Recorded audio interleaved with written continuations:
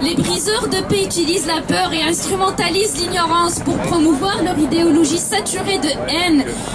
Tellement saturées de haine qu'elles deviennent caricaturales, telles des photos surfiltrées sur Instagram, des caricatures d'une société dont nous ne voulons pas, des caricatures d'une société que ces briseurs de paix veulent homogène, uniforme, en meute et en troupeau, tout le monde pareil, en alliance et en storm, en soldat. En soldat de quoi? De la haine, de l'exclusion, de racisme, d'ignorance. Non, merci, on ne veut pas de ça. Avez-vous remarqué que les briseurs de paix sont contre tout ce qui ne leur ressemble pas? Et à ce chapitre, les musulmans en récoltent une très bonne.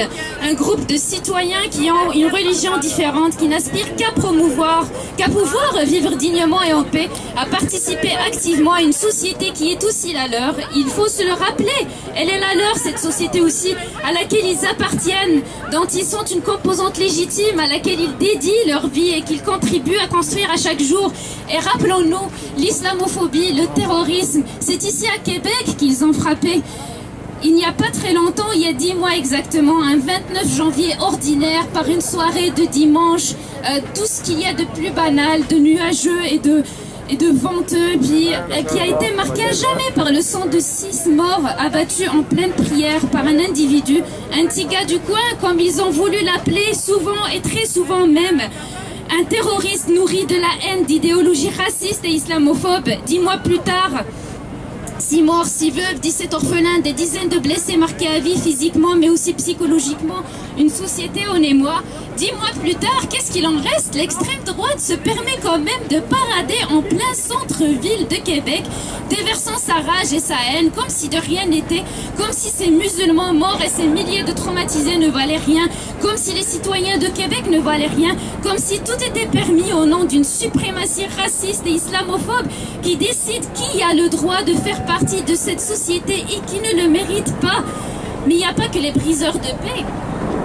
Il y a aussi les marchands, les colporteurs et les vendeurs de haine. Et ils fluctuent, ils pullulent partout, déguisés en défenseurs des droits et libertés, déguisés en rapporteurs et analystes des nouvelles, déguisés en sauveurs de l'humanité contre une invasion qu'on ne sait pas d'où est-ce qu'elle va venir, une invasion d'immigrants, de musulmans, name it, ce que vous voulez.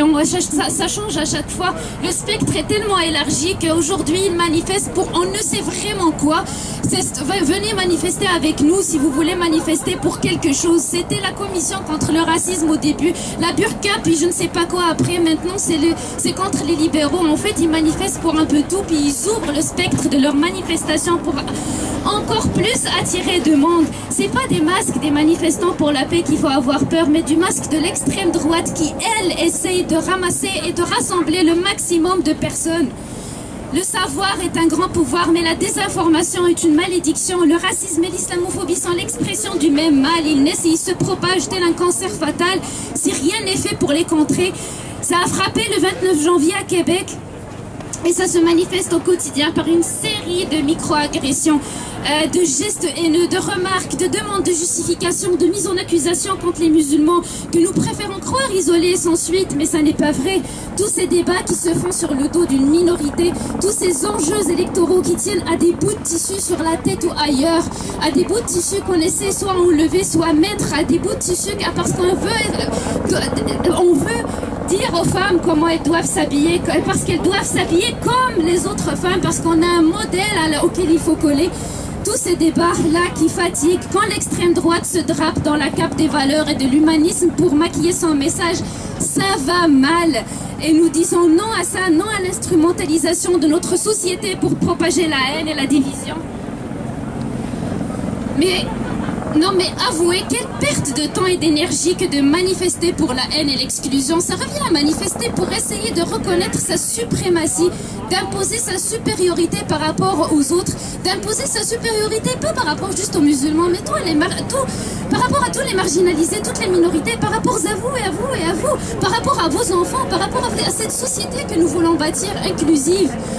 C'est leur supériorité qu'ils manifestent aujourd'hui, leur droit d'exister, leur droit de dire qui doit exister et qui ne le doit pas. Ils ne comprennent pas la paix, la liberté, l'égalité pour toutes et tous. Nous l'aimons, cette société de paix, et nous sommes l'avenir, nous sommes l'espoir et la résistance face à tout type de racisme ou d'islamophobie. Notre lutte est une lutte de paix et de justice sociale et non une lutte de la haine et de l'exclusion. Soyons fiers de qui nous sommes, de nos valeurs et de notre diversité. Tous pour une société meilleure. Tous pour une société meilleure. Merci.